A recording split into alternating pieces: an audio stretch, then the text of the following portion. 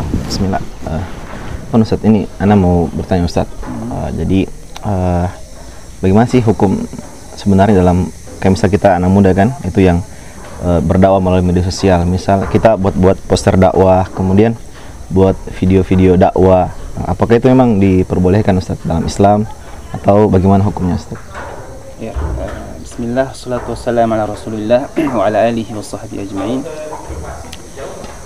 Pertama, berdakwah itu merupakan fardu kifai ya. Dalam hukum Islam, fardu kifai hukumnya fardu kifai. Jadi kalau sudah ada yang melakukannya, maka yang lainnya tidak gugurlah dosa dari yang lainnya. Jadi harus ada yang menegakkan dakwah tersebut. Dan keutamaan dakwah ini sangat banyak disebutkan ya, dalam Al-Quran maupun hadis, di mana Allah Subhanahu wa taala perintahkan nabinya, ud'u ila sabili rabbika bil hikmati wal mau'izatil hasanah wajadilhum billati hiya ahsan. Ajaklah ya, dakwalah ya, di jalan Tuhanmu ya, kata Allah Subhanahu wa taala, ud'u ila sabili rabbika bil hikmah, dengan hikmah, dengan bijaksana, wal mau'izatil hasanah, dan dengan mau'izah yang baik, wajadilhum billati hiya ahsan, dan diskusilah dengan mereka dengan diskusi yang baik. Semua ini menunjukkan bahwasanya kita dalam berdakwah harus dengan cara yang baik, bukan dengan cara yang kasar. Adapun hukum tadi berdakwah di medsos, ya, seperti misalkan dengan video-video atau dengan poster-poster itu, maka ini merupakan wasilah sebenarnya, termasuk wasilah dalam kelancaran dakwah tersebut. Wasilah yang mana di zaman sekarang, apalagi ini dengan tersebarnya teknologi yang semakin canggih, maka justru kita dianjurkan untuk mengupdate juga cara berdakwah kita. Kita tidak bisa bertahan dengan cara yang klasik, ya.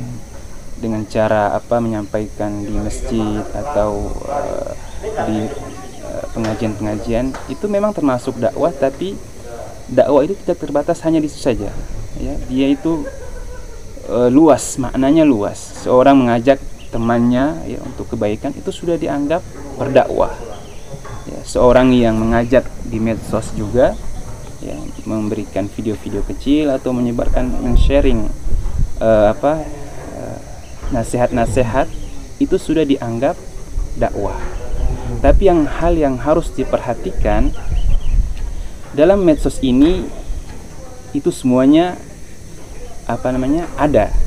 Makanya kita harus pintar-pintar memfilter. Karena jangan sampai kita termasuk orang-orang yang justru mendukung tersebarnya hal-hal yang tidak pernah diajarkan oleh Rasulullah. Dan ini banyak sekali tersebar hoax ya, tersebar justru hoax lebih laku daripada yang aslinya gitu. Ini heran juga ya, maksudnya masyarakat lebih suka yang hoax daripada yang aslinya. Ini sangat disayangkan. Nah, kita sebagai yang ingin berdakwah ya, membantu berdakwah di jalan Allah, itu hendaknya pintar-pintar memfilter berita-berita tersebut atau apa yang akan kita sharing. Karena sangat bahaya apabila kita termasuk orang-orang yang turut berpartisipasi dalam tersebarnya hadis dhaif atau hal-hal atau amalan-amalan yang tidak pernah diajarkan oleh Rasulullah.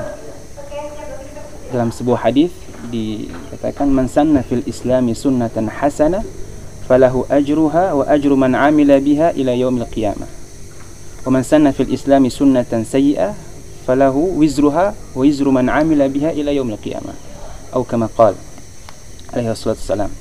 Jadi barang siapa yang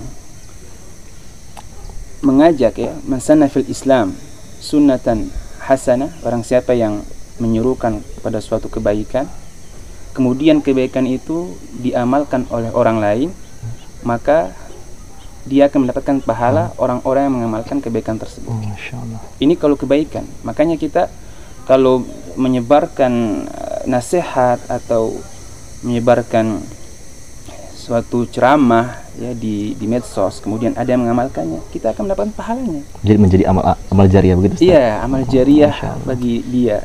Apalagi itu diamalkan terus dan terus ada yang mengikuti, itu akan menjadi amal jariah bagi dia.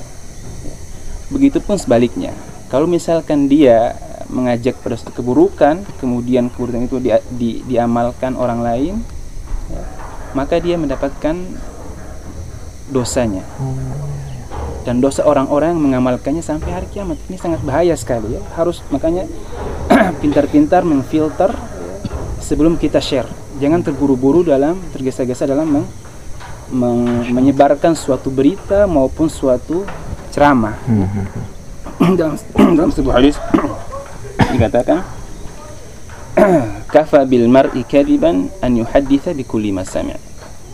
Cukup bagi seorang itu suatu kedustaan dia menceritakan semua yang dia dengar. Ya, ada yang dia dapat datang kabar atau ini langsung dia share. Langsung bagikan aja. Dan sekali klik langsung semua tersebar. Ini sangat bahaya.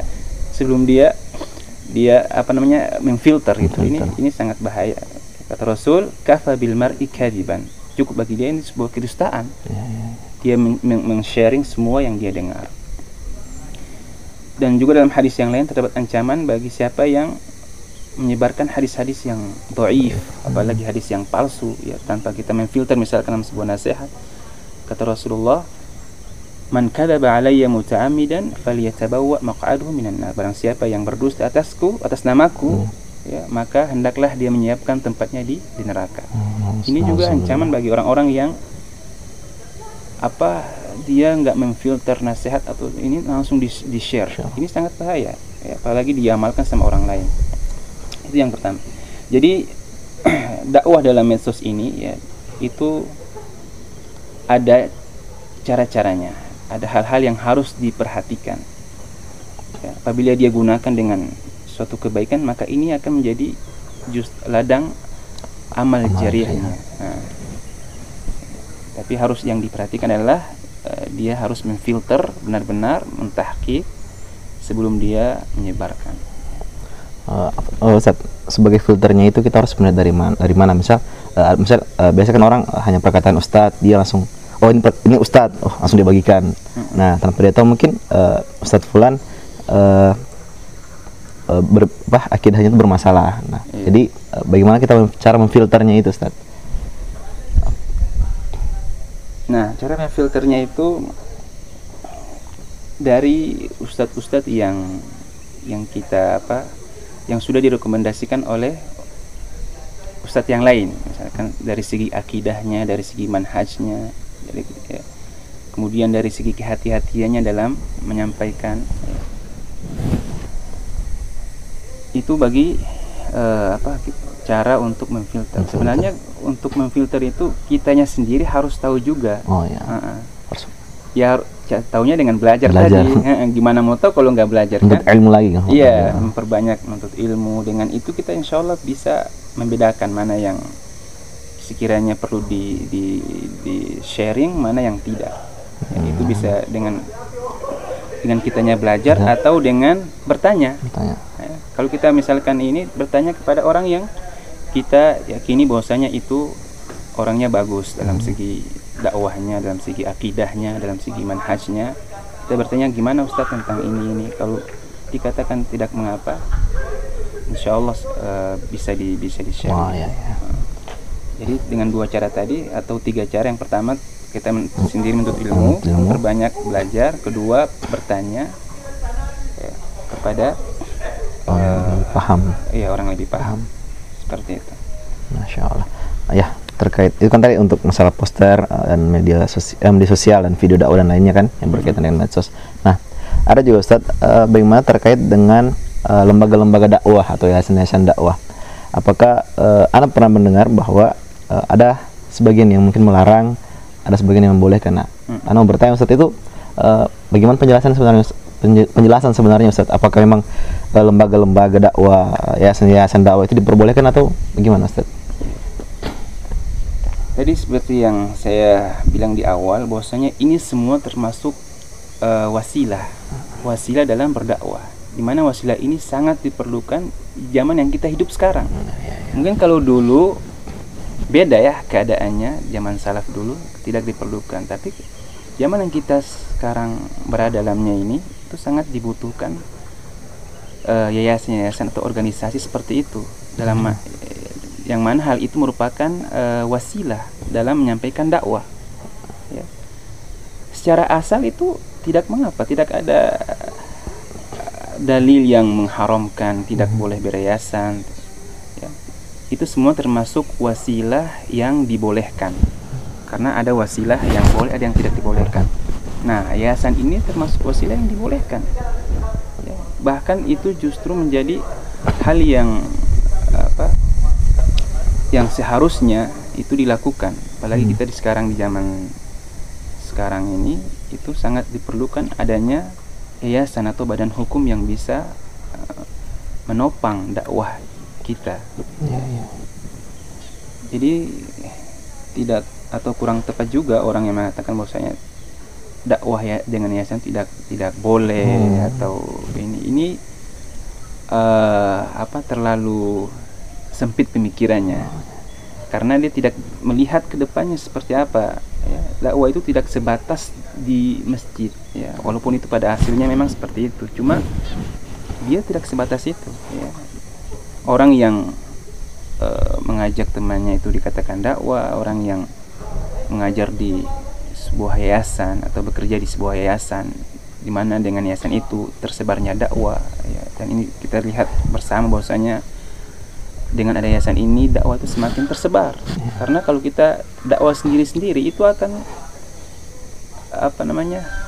dakwah menjadi kadang terhambat, banyak rintangan, banyak cobaan. Tapi beda dengan yayasan. Yang yayasan ini justru mempermudah jalannya dakwah kita kepada kaum muslimin, kepada masyarakat. Seperti itu. Masya Allah. Di hukum asalnya itu dibolehkan, bahkan dianjurkan ketika kita melihat zaman sekarang ini. Itu sangat dianjurkan dengan adanya yayasan. Berarti Ustaz, baik itu media sosial dan juga yayasan ini kita menganggapnya sebagai wasilah pengantar untuk kita berdakwah kepada kaum muslimin di luar sana. Yang mengingat sekarang kita berada di zaman teknologi yang kita harus memanfaatkan teknologi tersebut. Ya, Masya Allah. Jazakallahu khairan Ustaz atas nasihatnya. Iya,